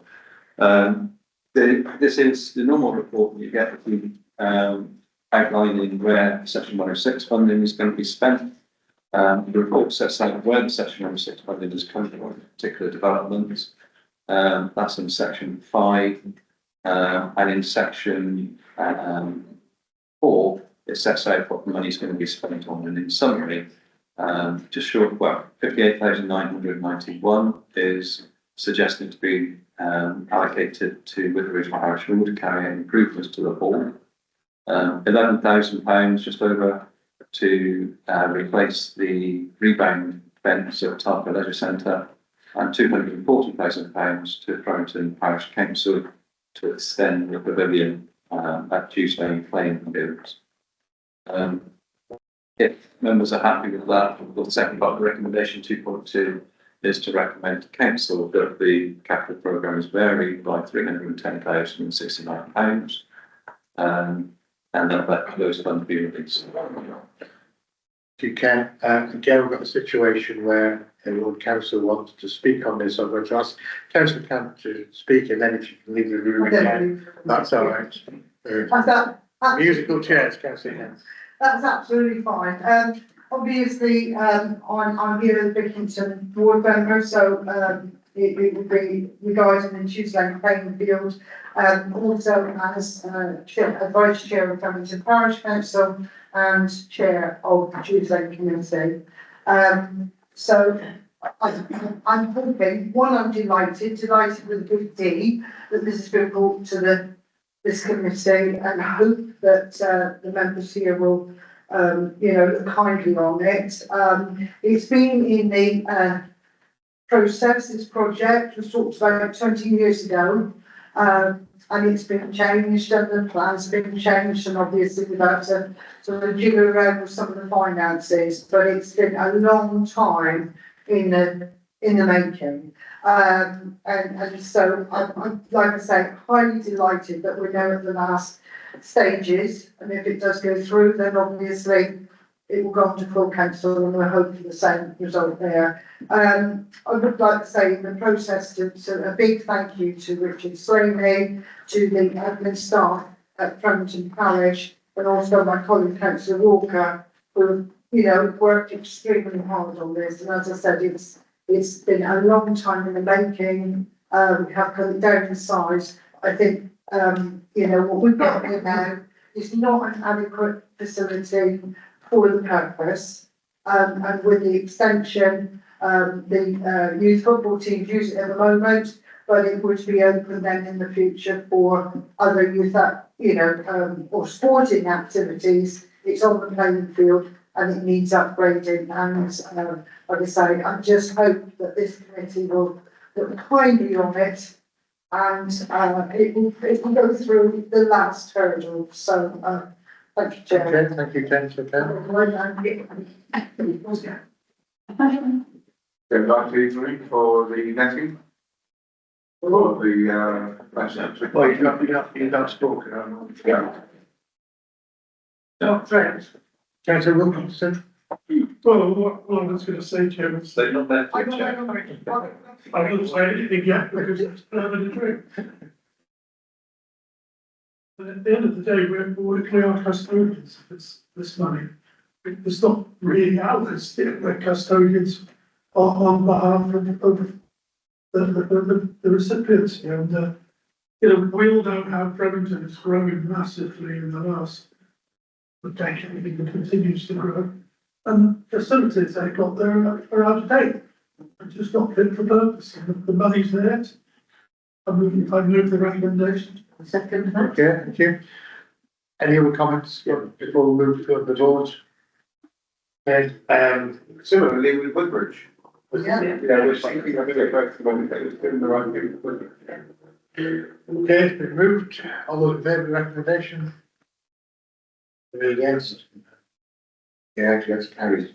Thank you very much. You're welcome. Item 13.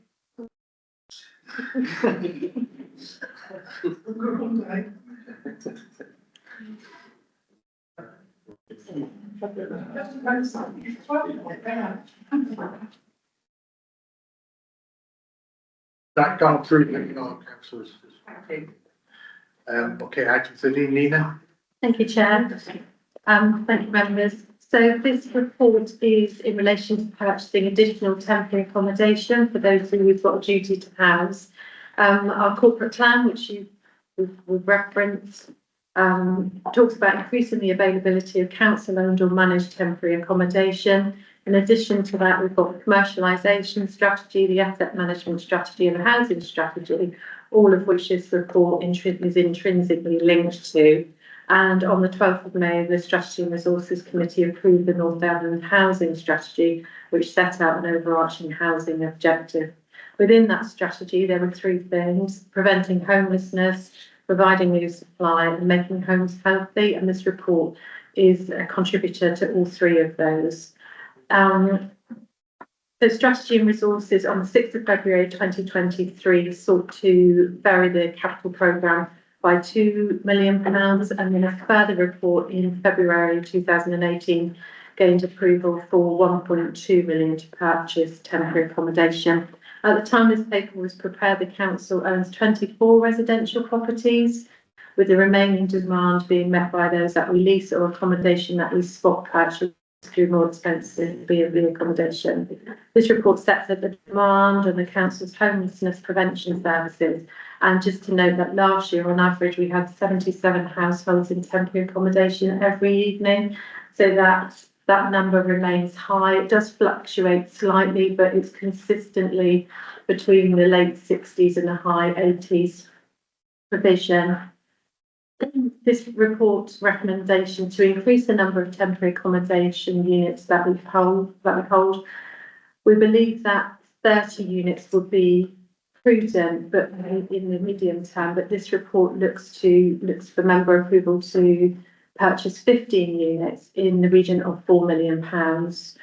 On the 12th of May, the Strategy and Resources Committee also approved that Northumberland District Council will become a local authority registered provider.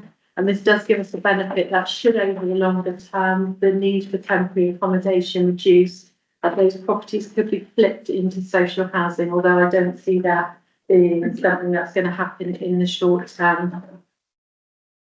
As I said, we do own our own stock at the moment. Just wanted to give you some really high-level examples of how those properties have performed in terms of that asset management. There was a property in Barnstable that we purchased in November 2018 for 175,000. That's now valued between 200,000 and 220.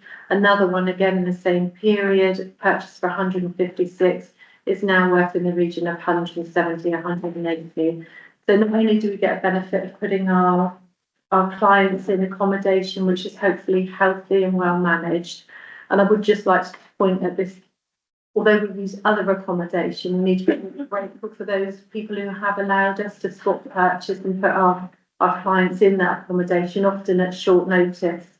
So this isn't a criticism of that at all. This is just about us having our own stock available at those times. But the benefits to us as well is that we don't then have to pay the housing benefits.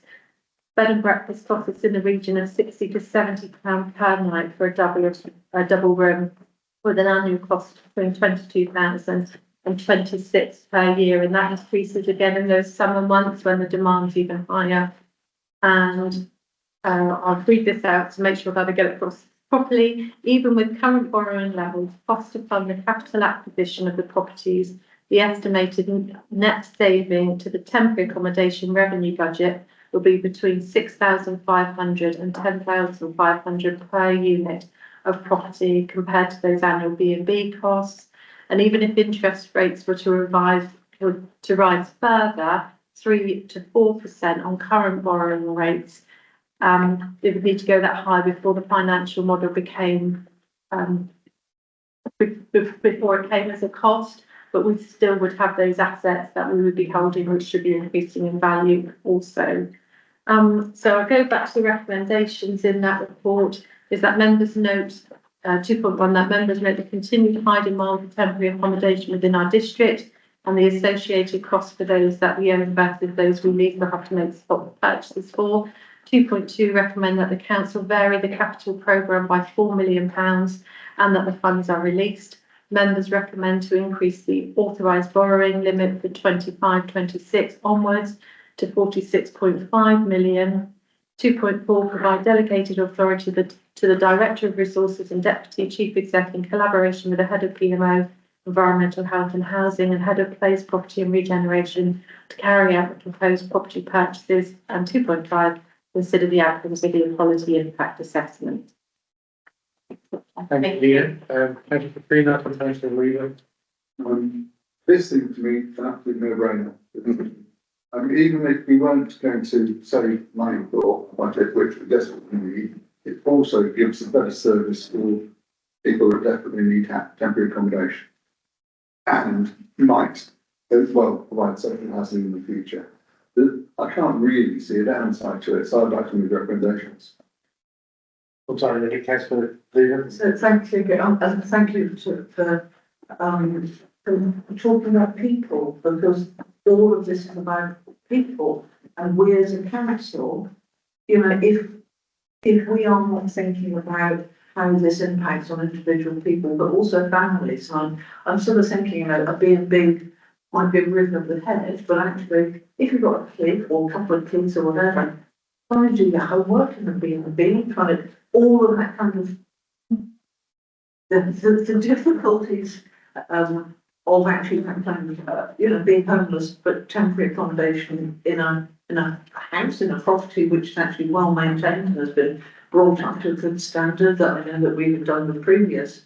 I mean, I am absolutely with Councillor Katrina that this is a no-brainer, of course, that we should do this. I'd like to second this, but I think I'd also like to make the wider point that, particularly for younger people, the lack of affordable housing, which is actually affordable as opposed to a capital A, capital H, is a problem, huge problem, not only in this area of the country, but actually across most of the country. And this does go back to many, many years ago, I hate to say it, but a decision that was taken by a previous government that I won't mention, that actually owning your own home was the normal and natural way to secure a home, you know, it's somewhere secure to live. And actually what we've seen is that is just simply not true. And what, you know, there is much wealth held within the housing stock, but actually there are many people in our society who will not probably ever be in a position to own their own home, but they deserve a home or somewhere to live which is safe and secure, which is of good quality. And I go back to condition of private housing reports, where I can't remember the details, but certainly we have a pretty large number of, you know, percentage of people in North Devon who live in private rented housing. And some of that is fantastic and some of it is not fantastic. Some of it is of poor quality. So for us as a council to be able to take a move where we increase the stock that we hold to provide good quality temporary accommodation for people, we can't solve all the problems that are there set out for us by national government, but we can at least try to do a bit, and this is a move towards that. Thank you. Councillor Powers? Jerry, I support what Caroline just said about families. You know, that must be the most dreadful thing in Devon, but experience. One thing I wanted to highlight, you know, I think it's turned up on the waiting list, the massive problem of single men. Single men often older, not young, but older in life, that end up being homeless and are waiting list. And I just wanted to flag up that it's easy for us to buy family housing and you know, buy more, you know, off the housing market. But I think we ought to consider also looking at something that would provide the sort of accommodation, you know, little one-bedroom flatlet, simply, you know, because I mean, in my own patch, I know 2 or 3 people whose relationships are broken down. They've got no capital left at all, and are struggling to find anywhere appropriate to go. So, you know, and if you look at homelessness on the streets, it's single people. So I just think we want to remember that it's not just family. So if we're going to spend some money, you know, there might be a long opportunity that comes up that will allow somebody to be converted for single folk as well. But I just wanted to flag that here. But I agree support the principle. Thank you. Any other comments? Councillor Petrus has moved his recommendation, seconded by Councillor Caroline Weaver. All those in favour of the recommendation? Thank you. Thank you again, Nina. That's passed. Last item, work programme.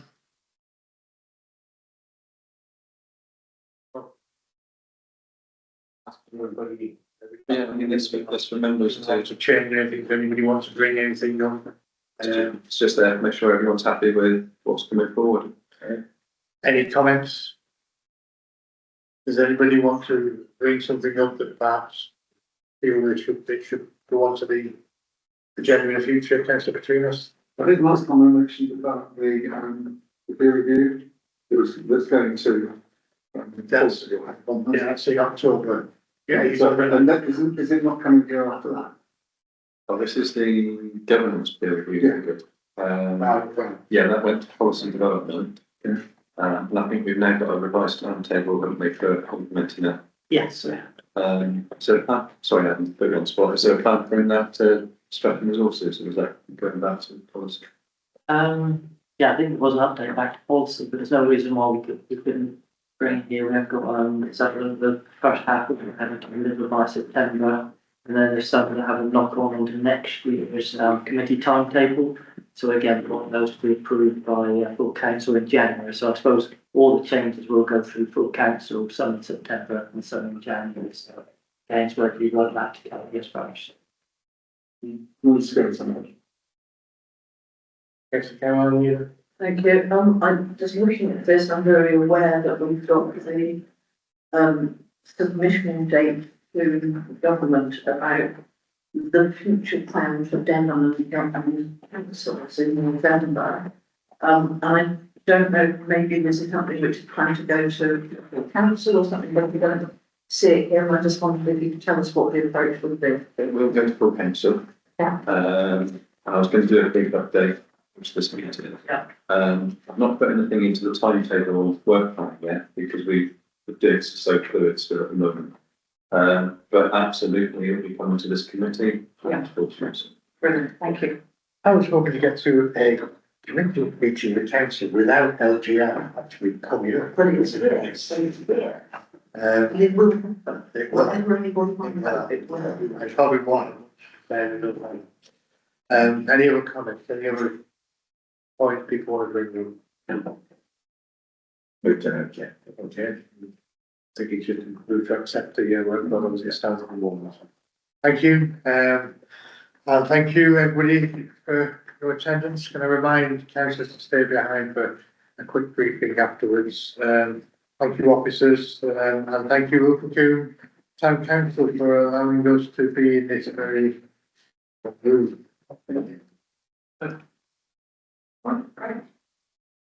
Yes. Just on the